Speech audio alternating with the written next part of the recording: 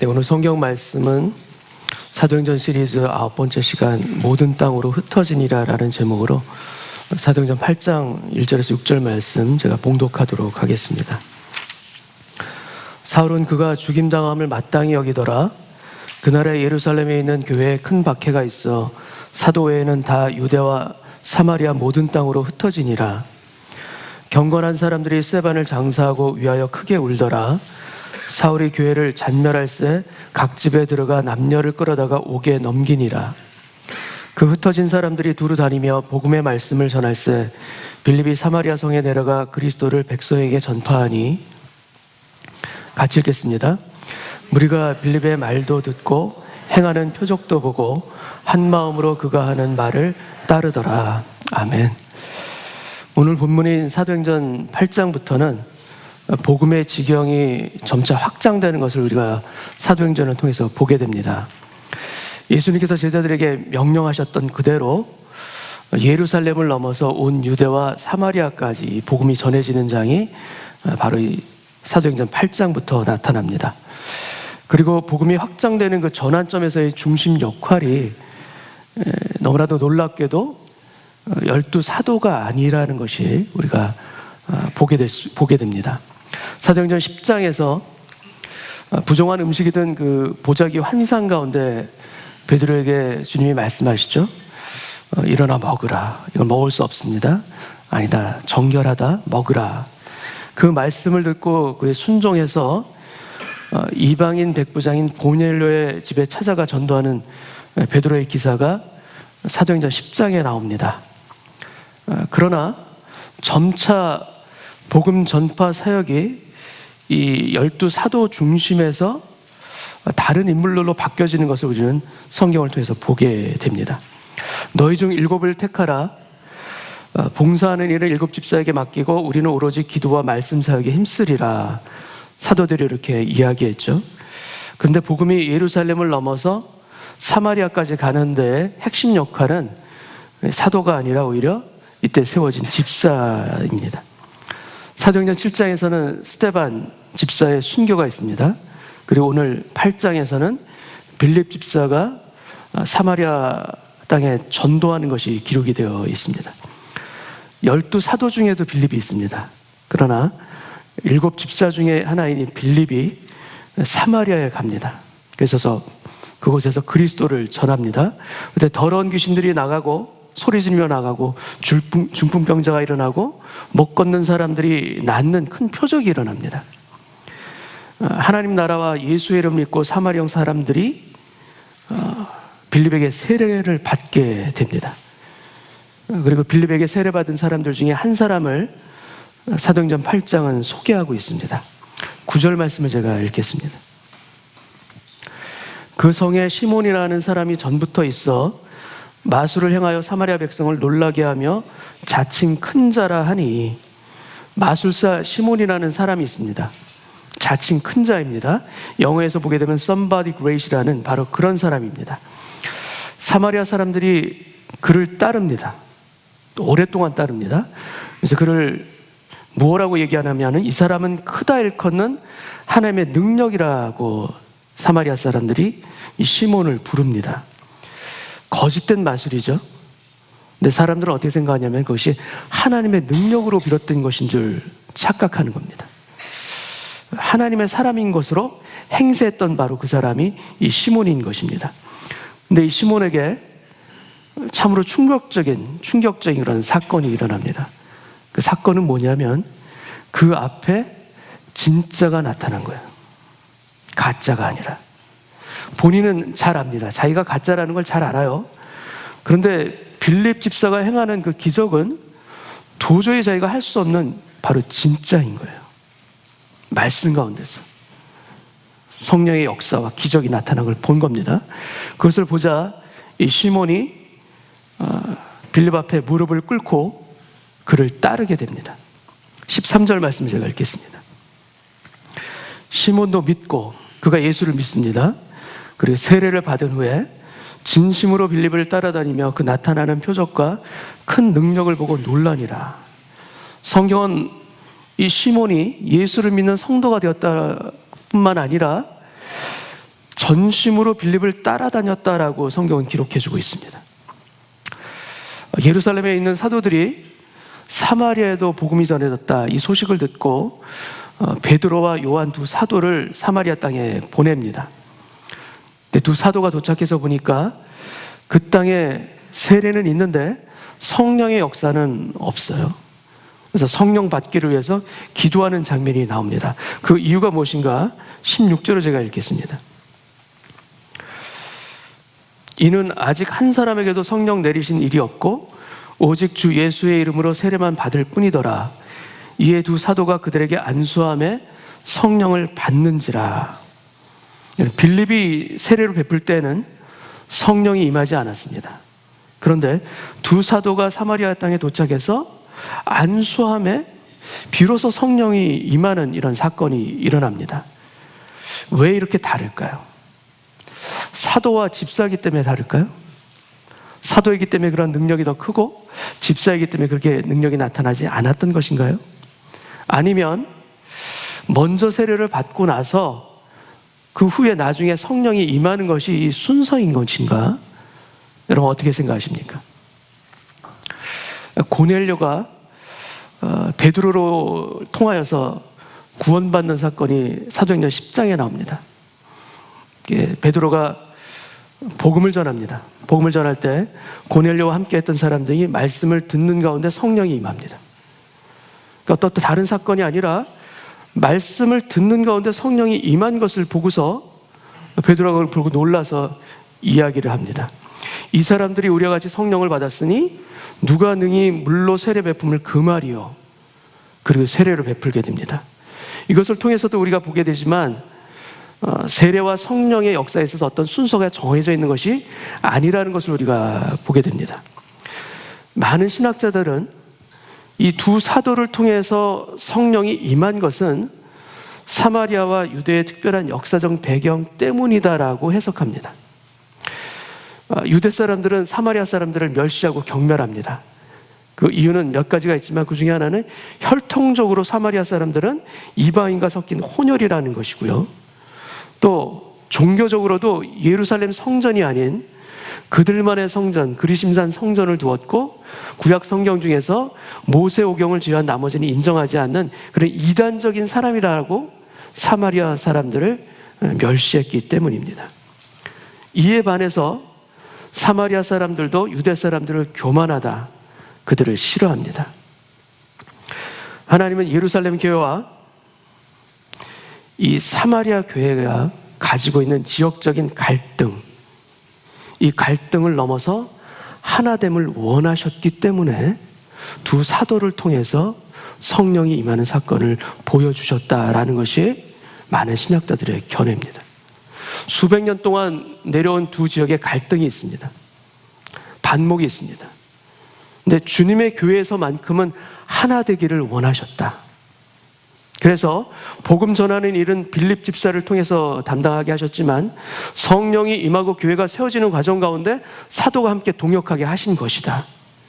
그래서 예루살렘 교회와 사마리아 교회, 이 두 교회가 다 같이 사도가 세운 하나의 교회라는 정체성을 확립하기 위해서 두 사도를 통해서 성령이 임한 것이다 라는 해석입니다. 그럼 사마리아 땅에 성령이 임하는 이 사건을 두고 첫 번째 오순절이 아니라 사마리아의 오순절이라고도 말하는 이유가 그래서 바로 거기에 있기도 합니다. 빌립도 놀랍니다. 빌립이 아니라 빌립의 표적을 보고서 시몬이 놀라죠. 근데 그것을 더 능가하는 놀라운 일이 두 사도를 통해서 시몬이 지금 본 거예요. 각 사람에게 성령이 임한 것을 보고 시몬이 놀라고 그것을 통해서 돈을 주어 그것을 구하고자 합니다. 19절을 제가 읽겠습니다. 돈을 주며 두 사도에게 부탁을 합니다. 이르되 이 권능을 내게도 주어 누구든지 내가 안수하는 사람은 성령을 받게 하여 주소서 하니. 이 말을 들은 베드로가 엄히 질책합니다. 내가 하나님의 선물을 돈 주고 살 줄로 생각하였으니 내 은과 함께 내가 망할지어다. 하나님 앞에서 내 마음이 바르지 못하니 이 도에는 내가 관계도 없고 분깃될 것도 없느니라. 그러므로 너의 이 악함을 회개하고 주께 기도하라. 혹 마음에 품은 것을 사하여 주시리라. 아주 엄하게 베드로가 시몬을 질책합니다. 베드로의 원래 이름이 무엇입니까? 베드로의 원래 이름이 시몬이죠. 지금 시몬이 시몬을 대면하고 있는 장면입니다. 그래서 사도행전 8장 24절에 시몬이 대답합니다. 시몬이 대답하여 이르되 나를 위하여 주께 기도하여 말한 것이 하나도 내게 임하지 않게 하소서 하니라. 시몬은 예수를 믿었습니다. 세례를 받았어요. 그리고 전심으로 빌립을 따라다녔다라고 기록까지 되어 있습니다. 그런데 성령을 돈을 주고 살 생각을 대체 어떻게 했을까? 아니, 전심으로 빌립을 따라다녔다는 그 시몬과 돈을 주고라도 성령을 구하기를 원하는 이 시몬은 대체 같은 사람인가?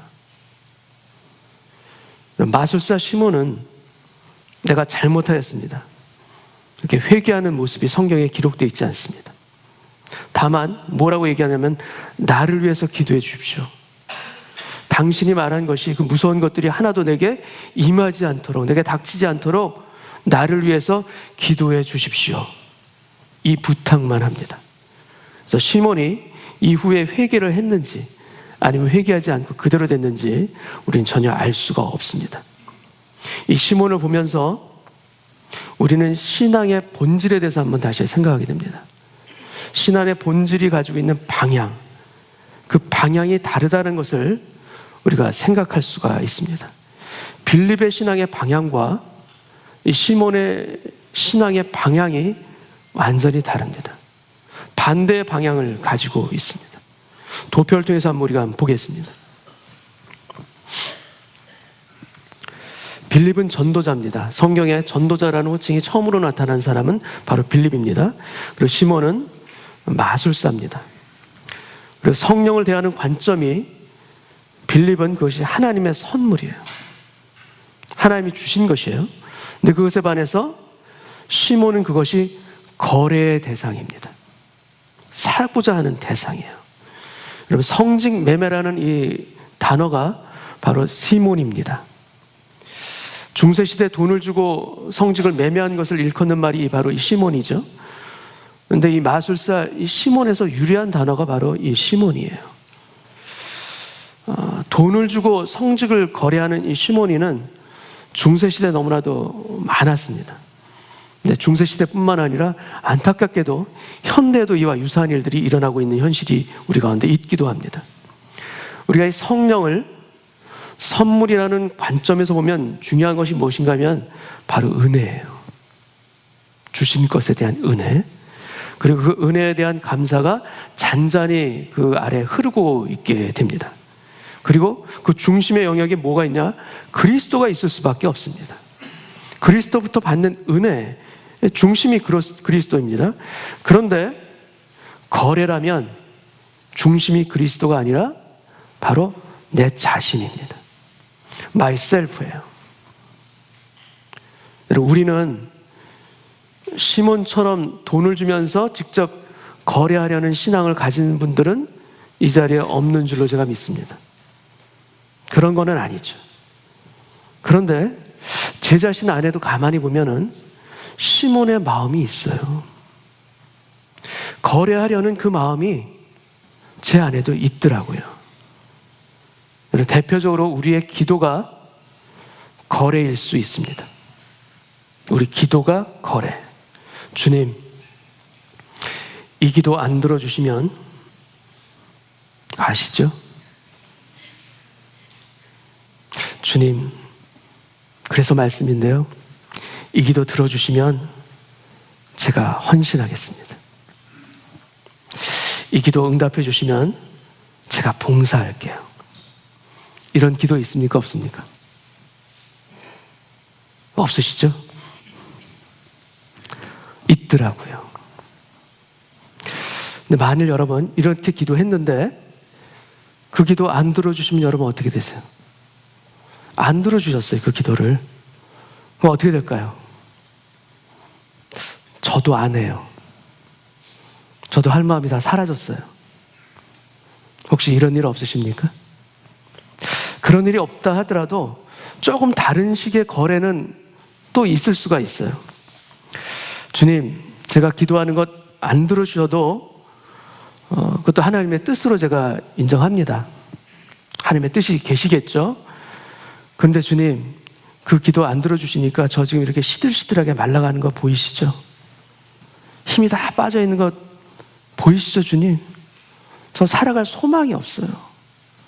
저도 제 자신을 잘 모르겠어요, 주님. 이러한 마음 여러분 없으십니까? 있으십니까? 우리 기도 가운데 있는 작지만 시몬의 마음이 있습니다. 여러분, 주님은 어떤 분이신가? 주님은 긍휼이 풍성하신 분이에요. 우리의 그러한 순수하지 않은 기도, 우리의 그러한 거래하고자 하는 그 많은 기도에도 주님은 아시지만 모르시는 척 응답해 주십니다. 다 아시면서도 응답해 주시는 그 주님의 은혜가 있기 때문에 여러분, 우리들의 부족한 기도, 우리들의 깨끗하지 않은 그 기도에도 하나님의 은혜가 임하는 것입니다. 그분이 긍휼하시기 때문에 주시는 것입니다. 우리의 기도가 응답받을 만해서 주시는 것이 아니에요. 그분이 우리에게 선하시기 때문에, 우리를 자녀 삼아 주셨기 때문에, 우리를 불쌍히 여겨주시기 때문에 다 아시면서도 우리를 건지시는 거예요. 그래서 여러분, 우리에게 정말 필요한 것이 무엇입니까? 우리의 기도에 필요한 것이 그래서 은혜일 수밖에 없어요. 우리의 기도가 은혜를 구하는 기도인가? 아니면 거래를 하고자 하는 그런 기도인가? 우리가 살펴보기를 원합니다. 여러분, 은혜 주시는 대로 감사한 것, 은혜는 주시는 대로 감사한 바로 그 수동의 마음이 바로 은혜예요. 그런데 거래는 무엇인가? 꼭 받고자 하는 능동의 마음이 거래입니다. 우리 가운데 거래의 마음이 아니라 은혜의 마음으로 날마다 채워지기를 원합니다. 그래서 신앙의 방향이 다릅니다. 같을 수가 없습니다. 정반대입니다. 빌립은 나를 사용하여 주옵소서라는 기도고요. 그래서 주께서 저를 사용하기 원하시는 대로 주님 저를 써주시옵소서. 근데 시몬은 다릅니다. 시몬의 마음에는 주님, 저는 소원이 있습니다. 제 마음 안에 계획이 있습니다. 이 권능을 내게도 주어, 성령이 임하는 이 권능을 내게도 주어 누구든지 내가 안수하는 사람은 성령을 받게 하여 주옵소서. 이게 시몬의 마음이에요. 빌립은 쓰임받는 그릇이 되고자 하지만 시몬은 핸들을 직접 붙잡는 손이 되고자 합니다. 여러분은 어떤 방향입니까? 하나님, 나를 써주옵소서. 그 방향입니까? 아니면 내가 가고자 하는 그 방향을 가기 위해서 기도를 사용해서라도 하나님을 움직이려고 하는 바로 그러한 방향입니까? 나의 기도가 나를 바꾸려는 것입니까? 아니면 나의 기도가 하나님을 바꾸려는 것입니까? 우리가 보기를 원합니다. 그리고 거래하는 인생이 복된 것이 아니라 선물로 받아 살아가는 은혜의 인생이 복되다 하는 것을 우리가 믿고 살아가기를 원합니다. 그 믿음으로 살아갈 때 우리의 삶의 방향이 바로 잡혀질 때 주의 놀라운 은혜와 역사가 우리 눈에 분명하게 선명하게 보일 것이요, 그것이 더 큰 축복이요 선물임을 날마다 깨닫게 하실 것을 믿습니다. 스테반 집사가 순교합니다. 그러자 예루살렘 교회에 본격적으로 박해가 임하기 시작합니다. 그리고 그 큰 박해의 중심 인물이 있다는 것을 성경은 보여주고 있습니다. 그 사람이 누구인가? 바로 사울입니다. 3절 말씀을 제가 읽겠습니다. 사울이 교회를 잔멸할세 각 집에 들어가 남녀를 끌어다가 옥에 넘기니라. 그냥 핍박하는 게 아닙니다. 성경에 잔멸하다라는 한글의 번역, 이 단어를 썼는데 이것은 시편 80편에 나오는 그 단어, 멧돼지가 포도원에서 날뛰어서 그 포도원을 다 해치는 바로 그 단어가 바로 잔멸할세라는 단어입니다. 주님께서는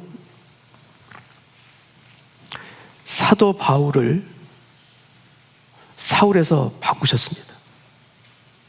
그런데 바울로 바뀌기 이전에 사울은 교회를 무너뜨리는 사람입니다. 어떻게 무너뜨리는가?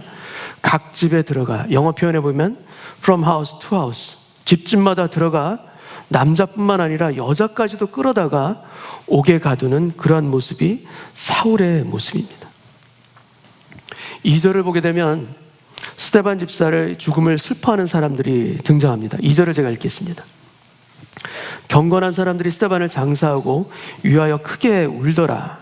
여기 경건한 사람들이란 물론 하나님을 믿는 유대인이긴 하지만 예수를 믿는 초대교회 성도들을 가리키는 표현은 아닙니다. 스데반의 죽음을 장사 지내고 그를 위해서 울어줄 만큼 착하고 정의롭지만 같은 신앙을 가진 사람이 아닌 것으로 많은 신학자들은 해석합니다. 그리고 1절을 보게 되면 1절, 그날에 예루살렘에 있는 교회에 큰 박해가 있어 사도 외에는 다 유대와 사마리아 모든 땅으로 흩어지니라. 사도들을 제외하고는 많은 믿음의 성도들이 유대와 사마리아 땅으로 흩어집니다. 그 중에는 물론 빌립 집사도 포함되어 있죠. 왜 사도들은 예루살렘을 떠나지 않았을까? 그리고 사도들을 제외한 모든 사람들은, 대부분의 사람들은 왜 떠났을까? 이것이 참 궁금합니다. 여러분, 우리 인생을 살아가다 보면 떠나야 할 때가 있고요, 머물러야 할 때가 있습니다. 그리고 어떤 경우에는 머물고 싶지만 떠날 수밖에 없는 상황 때문에 떠나는 그런 슬픔들이 있고요, 또 반대로 떠나고 싶은데, 옮기고 싶은데 도무지 움직여지지 않는 요지부동과 같은 현실에 묶여서 살아갈 수밖에 없는 그런 아픔도 있는 것이 우리 현실입니다. 보통 사람들은 떠나야 할 때, 또 머물러야 할 때 그 선택을 무엇을 통해서 하는가? 주어진 상황을 통해서, 환경을 통해서 해석하고 그 결정을 할 때가 참 많습니다. 하지만 여러분, 우리 믿는 사람들은 주어진 상황을 통해서 해석하는 것이 아니라 하나님의 뜻에 따라서 결정해야 될 줄로 믿습니다. 눈에 보이는 것이 아니라 보이지 않지만 하나님의 뜻을 우리가 분별하려고 애쓰고 그것에 우리의 마음의 초점을 맞춰서 선택하는 것이 우리에게 꼭 필요하다는 것을 여러분, 우리의 삶을 통해서 하나님이 우리에게 많이 보여주셨으리라 믿습니다. 하나님의 뜻을 찾는 것, 여러분, 하나님의 뜻을 아는 것이 쉽습니까? 어렵습니까? 어려워요. 알기가 참 어렵습니다. 분별하기가 참 어렵습니다. 어렵지만 그럼에도 불구하고 우리가 가져야 될 마음의 기본적인 마음의 중심적인 마음이 무엇인가 하면 어렵다. 그래서 구하자. 바로 이 마음입니다. 나는 알 수 없다. 그래서 주님 알려주옵소서. 분별하기 힘든 나의 연약함이 있지만 그럼에도 불구하고 반드시 주께서 알려주심을 믿습니다. 이 믿음을 가지고 엎드리는 그 믿음의 신앙, 아주 단순한 신앙이 여러분, 우리가 떠나야 하는가, 머물러야 하는가? 여러분, 떠나는 것과 머무르는 것은 장소적인 그런 선택만을 이야기하는 것이 아닙니다. 우리의 모든 삶의 영역에 있어서 중요한 선택들이 다 있습니다. 그 선택들이 다 떠나느냐 머무느냐 선택과로 연결되기도 합니다. 하나님의 뜻이 무엇입니까, 주님? 이 뜻을 구하고자 할 때, 오늘 이 사도행전 8장을 통해서 네 부류의 사람을 통해서 어떻게 우리가 하나님의 뜻을 구하고 분별할 수 있는가 한번 살펴보기를 원합니다. 도표를 한번 보시기 바랍니다.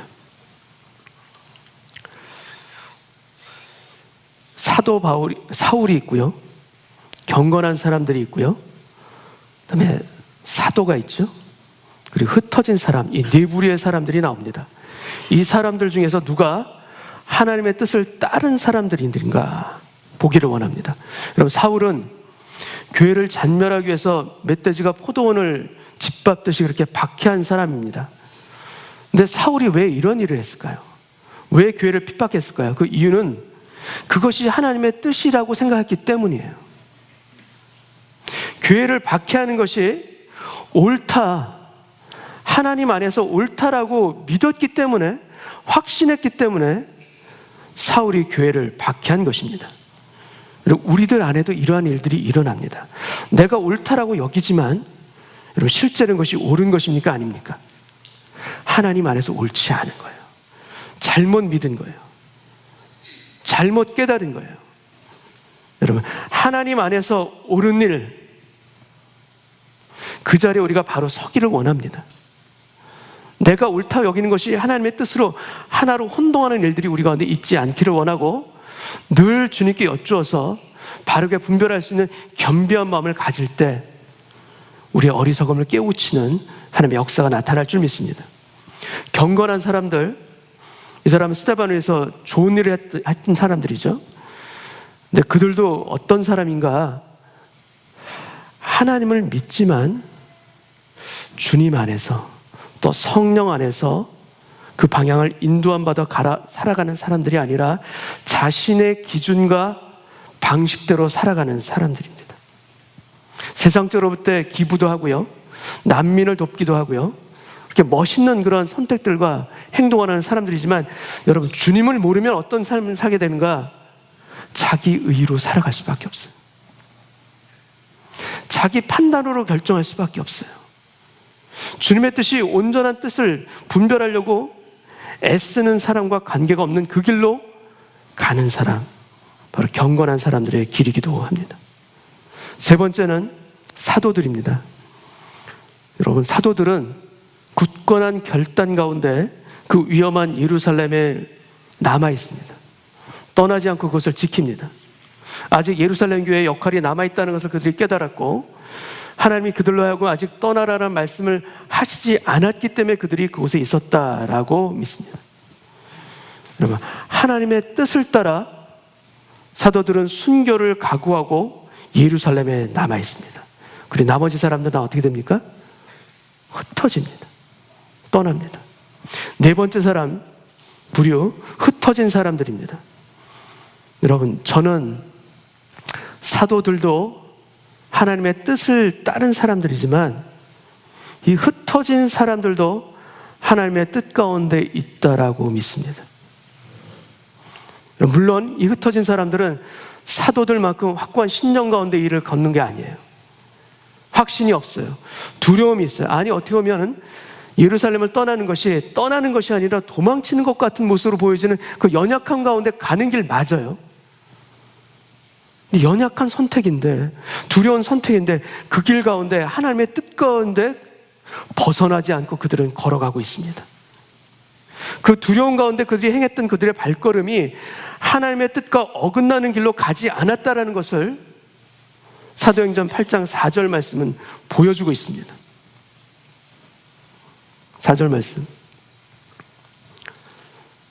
그 흩어진 사람들이 두루 다니며 복음의 말씀을 전할세 빌립이 사마리아 성에 내려가 그리스도를 백성에게 전파하니.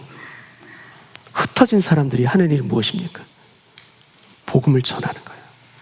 두려움으로 떠나갔습니다. 흩어져 갔습니다. 그러나 그 길 가운데 확신이 부족했던 거 맞지만 그럼에도 불구하고 주의 일을 감당하는 그 마음으로 갔던 사람들이 바로 이 흩어진 사람들이에요. 흩어지다라는 이 단어가 헬라어로 디아스페이로라는 단어입니다. 이 단어에서 바로 이방 나라에 흩어진 유대인을 의미하는 디아스포라가 나옵니다. 디아스페이로는 농부가 씨를 뿌리는 모습이에요. 씨를 뿌립니다. 네, 여러분, 씨를 뿌리는 것은 능동이죠. 그런데 뿌려지는 씨는 수동태입니다. 다릅니다. 그리고 씨가 어디에 뿌려지는가는 농부의 선택이에요. 씨가 결정할 수 있는 것이 아니에요. 그래서 흩어진 사람들은 자기의 의지로 떠난 것처럼 보일지라도 자기의 의지로 떠난 것이 아니라 하나님의 섭리 아래에서 흩어진 것입니다. 우리에게도 이런 일들이 일어납니다. 분명히 내가 두려워서 선택한 것, 행동들과 판단들인데 그 가운데 뒤돌아보았더니 하나님의 섭리 가운데 내가 걸어온 거예요. 그럴 때 우리가 느끼는 것이 무엇입니까? 하나님의 긍휼하심, 하나님의 우리 인생 가운데 선하신 그 하나님의 은혜가 우리 가운데 더 확실하게 느껴지는 것 아니겠습니까? 그래서 두루 다니며 자신이 뿌려진 그곳에서 자신에게 맡겨진 주님께서 맡겨주신 그 일들을 감당하며 복음을 전한 사람, 그 사람들이 바로 디아스페이로한 흩어진 사람들입니다. 스캐터드, 영어로 스캐터드라고 되어 있죠. 흩어지다라는 것을 시의 관점에서 보면 두 가지 의미가 가능합니다. 하나는 말 그대로 뿌려진 것입니다. 그리고 또 다른 하나는 뿌려져서 planted, 심겨진 것입니다. 여러분, 하나님 우리를 뿌리십니다. 흩어 뿌리십니다. 근데 왜 그러하시는가? 우리로 하여금 뿌리 내리게 하시고 심어주시기 위해서 우리를 흩으십니다. 우리 인생 가운데서 비록 두려움 가운데 흩음을 받아서 온 이 땅이라 할지라도 그것 가운데 하나님의 일들을 감당하려는 그 마음을 품은 그 인생에는 그 땅에서도 여전히 푸른 초장의 역사가 나타날 줄 믿습니다. 그 흩어진 그 땅에서도 여전히 쉴만한 물가로 인도하시는 하나님의 열매와 역사들이 나타나게 될 줄 믿습니다. 문제는 이 주어진 모든 현실을 우리가 하나님의 섭리로 인정하느냐, 인정하지 못하느냐. 그것 가운데도 하나님께서 내게 주신 그 의미와 뜻을 발견하려고 하느냐, 아니면 아니냐. 그 흩어진 그 땅 가운데서 주의 일들을 내가 신실하게 감당하려고 애쓰느냐, 아니냐. 바로 그 차이입니다. 어쩌면 주님은 오늘에 머물고자 하는 나를, 여러분, 폭풍 속으로 나를 이끌어 가실지도 모릅니다. 그래서 거친 땅으로 나를 디아스페이로 하실지도 모릅니다. 그럴 때 그 땅에서 하늘의 아버지를 믿는 그 용감한 담대한 디아스포라로 서기를 원합니다. 그 땅에서도 하나님의 역사는 반드시 나를 통해서 임하시리라. 성령의 역사는 그것을 믿고 구하는 인생에게 반드시 찾아오시리라.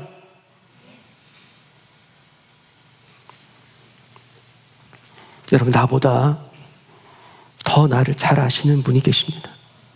그걸 확실하게 믿을 때, 그것을 확실하게 우리가 붙잡고 갈 때, 여러분, 우리의 기도가 달라집니다. 우리의 기도가 오히려 주님, 당신의 뜻대로, 당신의 계획대로 나를 써 주시옵소서, 이 기도로 바뀝니다. 여러분, 내가 이끌고 가고자 하는 나, 너무나 위험합니다. 내가 계획해서 가고자 하는 나, 너무나 위태위태할 때가 많습니다. 그 방향이 아니라 주님, 어떻게 해야 제가 주님께서 쓰기를 원하시는 그 방향으로 제가 갈 수가 있겠습니까? 그 마음으로 우리가 기도하기를 원하고요, 그 마음으로 우리가 주님 앞에 엎드리기를 원합니다. 여러분, 이런 것들이 복잡하지 않습니다. 주님의 뜻을 알고자 하는 것, 여러분, 우리가 복잡하게 생각하면 복잡합니다. 그러나 결코 주님의 뜻은 우리에게 복잡하지 않다라는 것을 우리가 신앙생활을 하면 할수록 우리가 깨닫게 됩니다. 왜냐? 알려주시는 분이 계시기 때문이에요. 모르는 우리의 마음 가운데 알려주시는 분이 계십니다. 그분이 성령이십니다.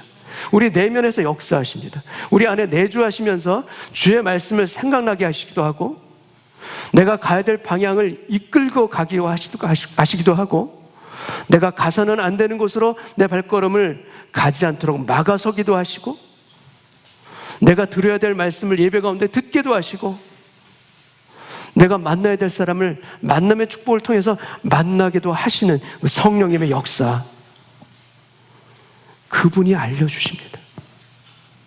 내 마음을 내려놓고 성령 앞에 엎드리고 간구할 때 복잡했던 우리의 마음들이 점차 선명해지고 분명해지는 그 훈련과 그 길이 우리 가운데 열릴 줄 믿습니다. 처음에는 안 들립니다. 들리질 않습니다. 분별하기 어렵습니다. 그래도 주를 향해서 가고자 하는 우리 마음이 분명하게 서 있다면, 여러분, 그릇된 길에서도 우리를 인도하실 것이요, 복된 길에서 우리의 길을 새롭게 열어주실 줄 믿습니다. 더 가깝게 나가길 원합니다, 주님. 더 친밀하게 가기를 원합니다, 주님. 내가 어느 땅에 있다 할지라도 디아스페이로 한 그 땅에서 주님의 일들을 발견하는 저의 삶 되게 하여 주옵소서. 주님의 뜻을 발견하는 저 인생 되게 하여 주옵소서. 이런 기도가 있기를 원합니다. 사도행전 8장의 처음은 1절 말씀을 보게 되면 그날에 예루살렘에 있는 교회에 큰 박해가 있어. 박해로 시작합니다. 그런데 그 박해가 있는 이 시작이 빌립 집사가 사마리아 땅에 가서 복음을 전하자 그 성에 큰 기쁨이 있더라. 우리들의 삶 가운데도 시작은 박해요, 고난이요, 어려움이요, 갈등이요, 분쟁이라 할지라도 주의 뜻 가운데 디아스 페이로 된 그 삶의 현장에서 나를 사용하여 주옵소서. 진실된 마음으로 주 앞에 엎드려 성령을 구하는 그 인생에게는 결국에는 그 성에 큰 기쁨이 있더라. 이 역사가 나타나게 될 줄 믿습니다. 여러분, 성령님은 우리 한 사람 한 사람의 인생을 걸음걸음마다 인도해 가십니다. 우리의 숨결숨결마다 동행해 가십니다. 그래서 이전 것은 보내게 하시고 새로운 내일을 위해서 우리의 머무름을 버리고 떠나기를 주저하지 않는 담대한 주님의 형제와 자매들이 될 수 있도록 우리 안에서 역사해 주실 것을 믿습니다. 주여, 제 삶에 주의 길을 보는 오늘 예배 되기를 원합니다. 사도들처럼 머물러야 한다면 머물게 하여 주옵시고, 흩어진 백성들처럼 흩어져야 한다면 두려움 없이 그 길을 가게 하여 주옵소서. 어느 길이든 주를 바라며 가는 그 길에는 주의 열매가 반드시 풍성하게 맺히게 될 줄 믿사오니 주여 불쌍히 여겨 주옵소서. 이렇게 기도하는 저희들 되길 주님의 이름으로 축원합니다. 같이 한번 기도하겠습니다. 주님, 오랫동안 기도하며 간구하는 것들 이루어지지 않아서 내 마음 가운데 고통하며 아파할 때가 많습니다. 주님, 오늘 다시 한번 저의 기도의 방향을 살펴보기를 원합니다. 나에게 무엇을 원하십니까? 내가 있어야 될 땅이 어느 땅입니까? 주님, 사도들처럼 예루살렘에 있어야 한다면 굳은 결단과 함께 그 땅을 지키게 하여 주옵시고, 아니 흩어진 사람들처럼 복음을 들고 가야 되는 그 길이라면 주님, 두렵고 떨리지만 그 길을 또한 걸어가게 하여 주옵소서. 내 마음 안에 있는 내 자신에 대한 생각들이 아니라 아버지 하나님에 대한 마음으로 내 마음을 바꾸어 주시사 그것을 통하여서 걸음걸음마다 숨결숨결마다 동행하시는 성령님과 동행하기를 원합니다. 성령님과 함께 서기를 원합니다. 그리하여 내 삶의 그릇된 길을 벗어나게 하시고 온전한 길로 걸어가는 믿음의 결단이 있는 오늘 예배되게 하여 주시옵시고, 그 결단들을 통하여서 나를 어느 땅에 흩어주시든지 그곳에서 뿌리 내리고 그곳에서 주의 열매를 거둘 수 있는 주의 백성으로 살아갈 수 있도록 주여 축복하여 주옵소서. 그 은총 가운데 저희들의 삶을 붙잡아 주시기를 간절히 바라오며 예수님의 이름으로 기도하옵나이다. 아멘.